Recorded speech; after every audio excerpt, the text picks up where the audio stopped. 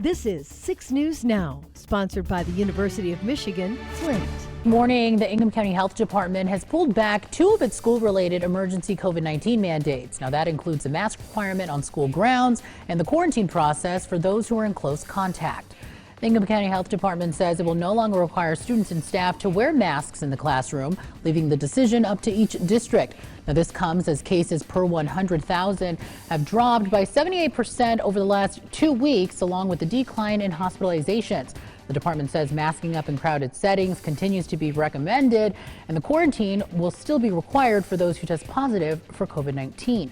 The Ingham County Health Officer Linda Vale says as we learn to live with COVID-19 long-term, public health strategies will shift forward to personal responsibility. And this comes as the state reports just more than 3,800 new COVID-19 cases over the last 2 days. Now this includes 112 new deaths, which were half of were found during a vital records review. The 7-day average of new cases is now below 2,000 per day. Now this is the lowest it's been since September, and while case numbers and hospitalizations are down, officials say the death rate overall isn't dropping as quickly. As of this morning, the state's averaging around 69 COVID-19 related deaths per day, which was 74 last week this time.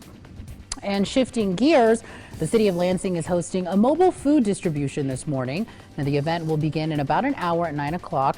It'll be at the South Church of Nazarland on Holmes Road. Now, it is drive-through style and will be while supplies last. Officials say no ID is required, but the event is intended for Lansing residents. And as they also want to remind people, there is no public restrooms available.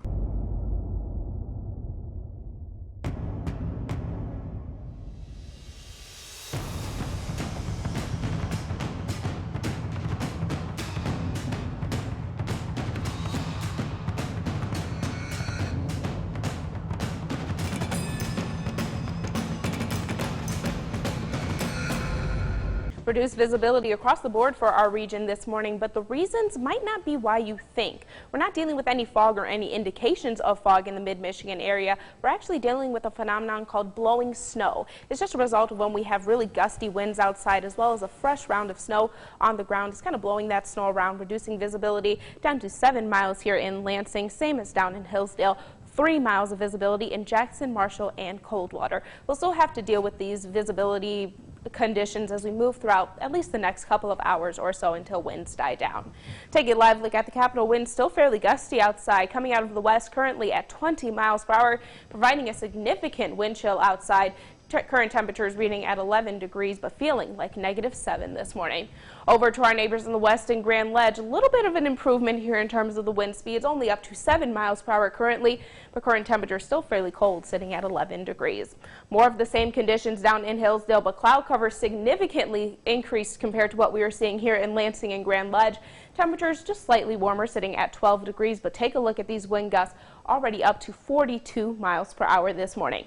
Now in Jackson, this is one of the areas where we've seen the most or the highest wind gusts reported, up to 61 miles per hour at the airport, but our sensor here is reporting wind gusts of up to 55 miles per hour. Current temperatures at 10 degrees, but feeling like -6 degrees outside this morning. In St. John's, we are sitting at 11 degrees, winds at 21 miles per hour, so it feels like -7 degrees outside. Satellite and radar again show some mostly clear conditions across the board for actually the entire Great Lakes states. Cloud cover will begin to increase as we move throughout the day today due to some lake effect clouds that we will have moving into the area. We do again have a couple of advisories in place. These beige colors are for a wind advisory, while these purple colors are for a winter weather advisory. Both will expire by the time we hit the 10 o'clock hour this morning. Now let's talk about those winds. Will still be fairly gusty, 30 to possibly even 35 miles per hour until we hit the 10 o'clock hour this morning. But after that, winds will slowly but surely begin to die down into the overnight hours tonight, but it doesn't last for long. It will still be fairly gusty as we move throughout the day tomorrow. PrecisionCast, though, shows some more good news. No major systems entering into our region for at least the next couple of days. Just some mostly cloudy conditions as we head throughout your Saturday, and some mostly sunny conditions as we head throughout the day on Sunday, with temperatures still significantly warmer than what we're going to see today.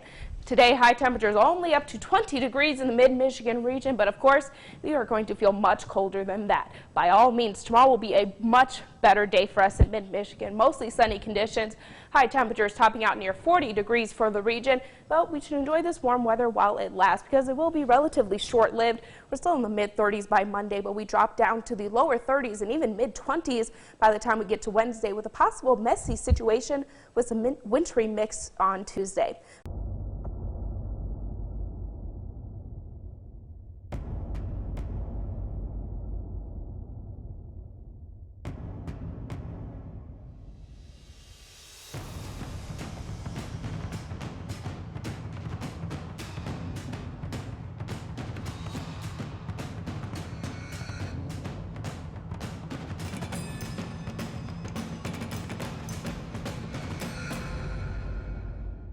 Introducing our new redesigned 6 News mobile app. Our new app features a sleek, modern design, an easy-to-navigate home screen with quick access to local news content, and a localized weather forecast. Subscribing to notifications is easier and with one tap. You have access to recent push notifications. There are more ways to watch and find video, and a red light alert badge notifies you when we're streaming. Download or update our new local news app today. 6 News, here for you.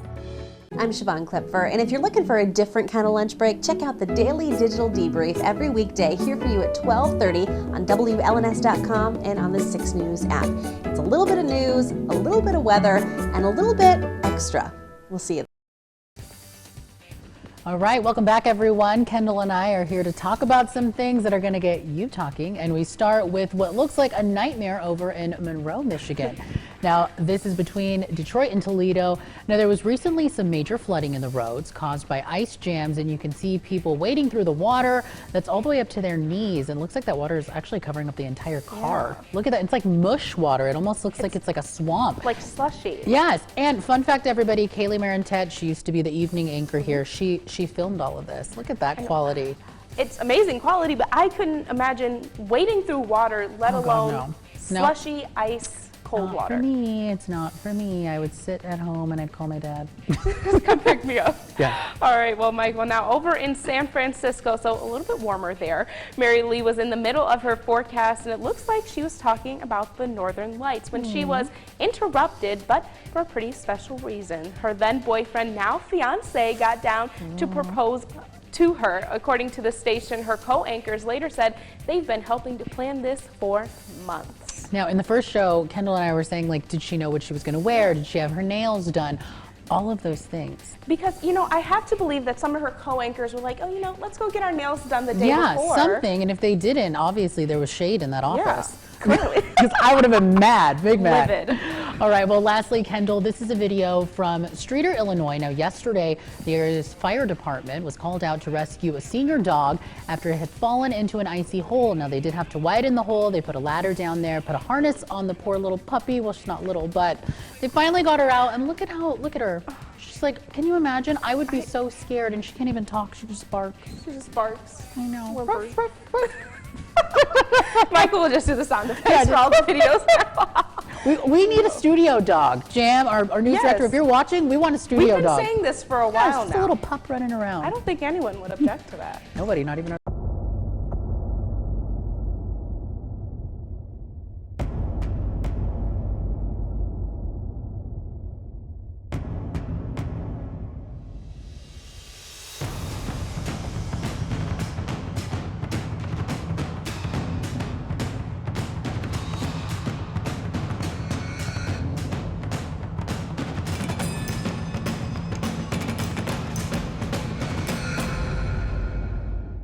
Introducing our new redesigned 6 News mobile app. Our new app features a sleek, modern design, an easy-to-navigate home screen with quick access to local news content, and a localized weather forecast. Subscribing to notifications is easier and with one tap. You have access to recent push notifications. There are more ways to watch and find video, and a red light alert badge notifies you when we're streaming. Download or update our new local news app today. 6 News, here for you.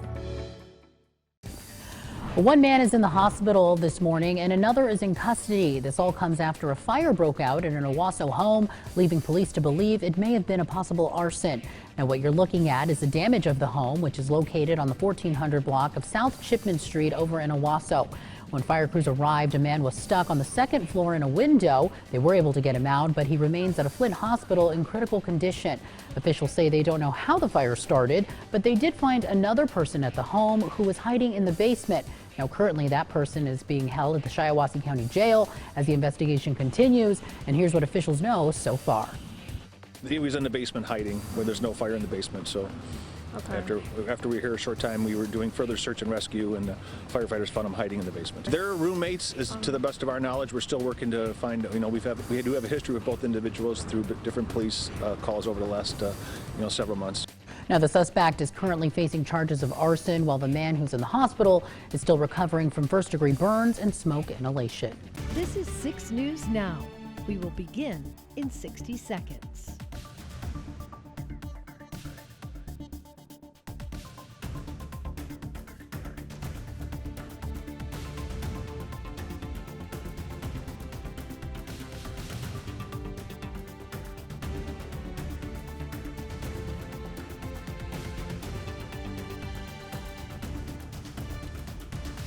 Six News Now will begin in 30 seconds.